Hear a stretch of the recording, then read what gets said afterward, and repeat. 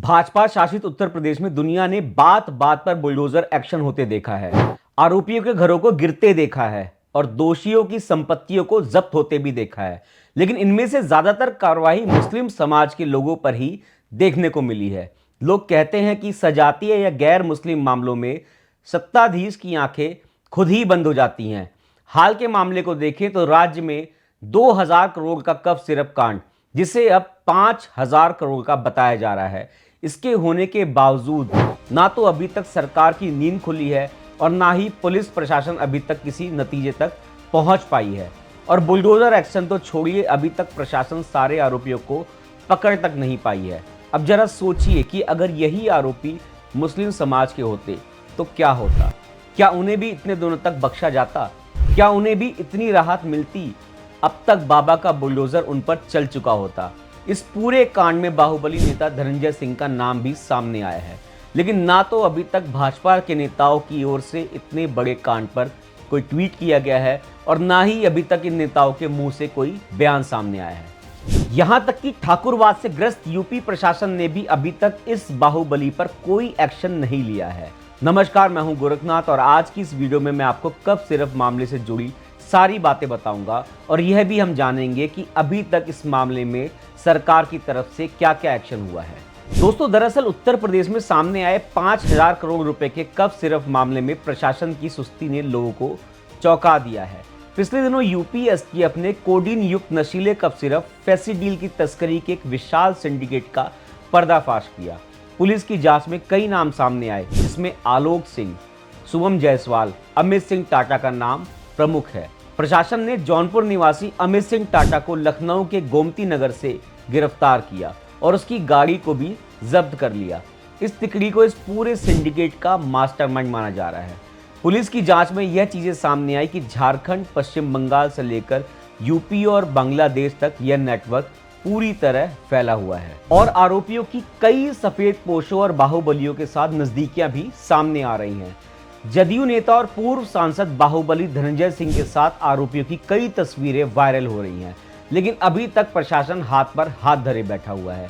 विपक्षी पार्टियों की ओर से संसद में भी इस मामले को जोर शोर से उठाया गया है।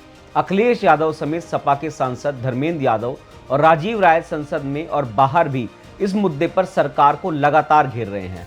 वो सवाल उठा रहे हैं कि पूर्वांचल, खासकर वाराणसी में यह रैकेट सरकार की नाक के नीचे कैसे फल फूल रहा था और सरकार का बुलडोजर इस माफिया पर क्यों नहीं चल रहा है। वहीं समाजवादी पार्टी मीडिया सेल के आधिकारिक ट्विटर अकाउंट से ट्वीट करते हुए आरोप लगाया गया कि यह रैकेट 5000 करोड़ से ज्यादा का है।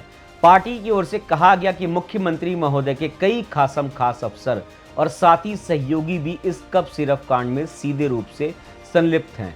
ट्वीट में कहा गया कि मुख्यमंत्री कार्यालय से संचालित कफ सिरप का ये काला कारोबार इस भाजपा सरकार के भ्रष्टाचार और अपराध के चरित्र की कलई खोल रहा है। पहले कानपुर वाला माफिया कांड और अब ये ऐसे एक नहीं कई मामले हैं जिसमें ये सरकार, मुख्यमंत्री कार्यालय और तमाम भाजपा नेता अफसर शामिल पाए गए हैं। दोस्तों, कफ सिरप तस्करी मामले में बर्खास्त सिपाही आलोक सिंह और अमित सिंह टाटा समेत दर्जन भर लोगों की गिरफ्तारी हुई है, जबकि मामले से जुड़े कई आरोपी अभी तक फरार हैं। शुभम जायसवाल देश छोड़कर दुबई भाग चुका है। एक मीडिया चैनल की रिपोर्ट के मुताबिक यूपी एसटीएफ की पूछताछ में खुद अमित टाटा ने इस बात को स्वीकार किया है कि शुभम पहले ही दुबई भाग चुका था। ध्यान देने वाली बात है कि इस मामले में गिरफ्तार अमित सिंह टाटा जौनपुर के पूर्व सांसद और बाहुबली नेता धनंजय सिंह का करीबी बताया जा रहा है। एसटीएफ ने उसके पास से जो फॉर्च्यूनर गाड़ी बरामद की है उसका नंबर यूपी 65 FN 9777 है, जो अमित टाटा की पत्नी के नाम पर रजिस्टर्ड है।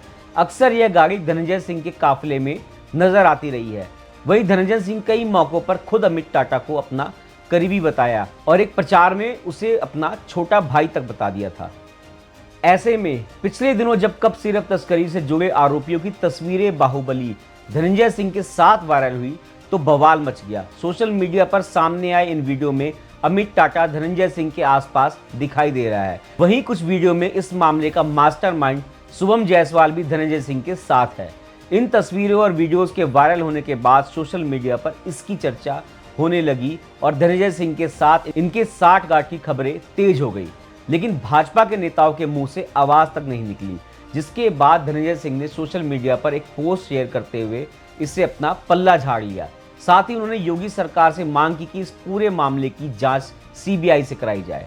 अब दुबई से शुभम जायसवाल ने वीडियो जारी करते हुए खुद को निर्दोष बताया है।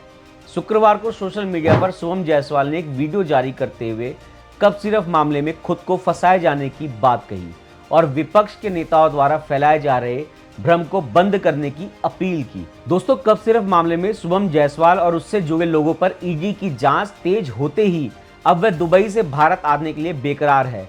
यही वजह है कि शुभम ने हाई कोर्ट में याचिका दाखिल की है। इस मामले में ईडी के निशाने पर खासकर मुख्य आरोपियों में शामिल शुभम जायसवाल, अमित सिंह टाटा, बर्खास्त सिपाही आलोक सिंह, विभोर राणा, विशाल सिंह, भोला जायसवाल, आसिफ वसीम, सौरभ त्यागी समेत 50 से ज्यादा आरोपी है। ध्यान देने वाली बात है कि एंटी नार्कोटिक टास्क यानी कि एएनटीएफ और खाद्य सुरक्षा एवं औषधि प्रशासन एफएसडीए ने प्रदेश के कई जिलों में कई फर्मों पर छापेमारी करके लाखों रुपए के मूल्य की अवैध नशीली दवाएं जब्त की हैं। इन फर्मों की जांच में तमाम अनियमितताएं मिलने के बाद बीएनएस और एनडीपीएस एक्ट के तहत केस दर्ज कराए गए हैं। मीडिया रिपोर्ट्स के मुताबिक विभाग द्वारा अब तक इस मामले में 28 जिलों में 128 एफआईआर दर्ज की जा चुकी है। इधर अमित सिंह टाटा ने यूपी एसटीएफ से पूछताछ में बताया कि शुभम जायसवाल ने उससे धनबाद में देव कृपा मेडिकल एजेंसी और वाराणसी में श्री मेडिकल के नाम से फर्जी फर्में बनवाई थी। इन फर्मों से जुड़े सभी लेन देन शुभम और उसकी टीम संभालती थी। अमित टाटा के अनुसार शुभम ने उसे लालच दिया था कि कब सिर्फ तस्करी में 5 लाख रुपए लगाकर 30 लाख रुपए तक कमाए जा सकते हैं। एसटीएफ से पूछताछ में उसने यह भी कबूला कि एबॉट फार्मास्यूटिकल कंपनी के अधिकारियों की मिलीभगत से 100 करोड़ से अधिक का फेसिडिल खरीदा गया था। एबॉट कंपनी ने सिरप का उत्पादन रोक दिया था, लेकिन शुभम की फर्में फिर भी सुपर स्टॉकिस्ट बनी रही, क्योंकि उस सिरप की तस्करी कर ये गिरोह उससे तिगुने दाम पर बेच रहा था, जिससे फर्जीवाड़े की पुष्टि होती है। वहीं ईडी की शुरुआती जांच में पता चला कि नशीले कप सिरप का यह सिंडिकेट 5000 करोड़ रुपए का कारोबार कर चुका है। फर्जी कंपनियां, बैंक खातों और संपत्तियों की कड़ियां तेजी से खुल रही हैं। लखनऊ और प्रयागराज की ईडी टीमें इस पूरे मामले की गहराई से जांच कर रही हैं। रिपोर्ट्स की माने तो नकली कप सिरप की जांच फरवरी 2024 में शुरू हुई थी, जबकि कई राज्यों में फेसिडिल की अवैध सप्लाई की खबरें सामने आ रही थी, जिसके बाद यूपी सरकार ने एसटीएफ और फूड ड्रग विभाग की संयुक्त टीम बनाई थी। लखनऊ के सुशांत गोल्ड सिटी थाने में भारी मात्रा में सिरप बरामद होने के बाद एफआईआर दर्ज की गई। इसके बाद अमित टाटा को गिरफ्तार किया गया, जिसने पूछताछ में बताया कि आजमगढ़ के विकास सिंह ने उसे शुभम से मिलवाया था। पुलिस विकास सिंह को भी ढूंढ रही है। रिपोर्ट्स के अनुसार शुभम जायसवाल का करीबी विकास सिंह सप्लायर, फाइनेंसर और ट्रांसपोर्टर को जोड़ने का काम करता था और उसने ही कई तस्करों को मिलवाया और दवा की अवैध खरीद बिक्री की चेन को मजबूत करने का काम किया। दोस्तों, मीडिया रिपोर्ट्स की माने तो शुभम जायसवाल एमएलसी बनने की कोशिश में लगा हुआ था। वह बड़े नेताओं से संपर्क बनाने और बाहुबली तत्वों का समर्थन जुटाने में सक्रिय था। दोस्तों, अगर खबरों की माने तो उसने कई बड़े नेताओं को महंगी महंगी गाड़ियां तक गिफ्ट की हैं। उधर अमित टाटा भी खुद राजनीति में आने की तैयारी कर रहा था। उसके फेसबुक अकाउंट पर लक्ष्य 2026 रामपुर ब्लॉक का पोस्ट मिला है। आपको बता दें कि रांची के पते पर पंजीकृत शैली ट्रेडर्स के जरिए कफ सिरप का काला कारोबार 15 तस्करों का रैकेट संभाल रहा था। उत्तर प्रदेश में नशीली कफ सिरप सिंडिकेट की करतूतों में एबॉट फार्मास्यूटिकल कंपनी भी तस्करों का साथ दे रही थी। सिरप निर्माता एबॉट फार्मास्यूटिकल ने सहारनपुर के जीआर ट्रेडर और शैली ट्रेडर्स को मेन डिस्ट्रीब्यूटर का दर्जा दे रखा था। यह रैकेट गाजियाबाद, वाराणसी, सोनभद्र, चंदौली, रांची से लेकर नेपाल, बांग्लादेश तक सक्रिय था। कफ सिरप की आपूर्ति फर्मों की बजाय कैरी एवं फॉरवर्डिंग एजेंसी से सीधे बिलिंग की जाती थी और उसे ट्रकों पर लोड कर नेपाल, बांग्लादेश भेज दिया जाता था। दोस्तों, मीडिया रिपोर्ट्स की माने तो दोनों एजेंसियों से लगभग 200 से 300 फर्में जुड़ी थी।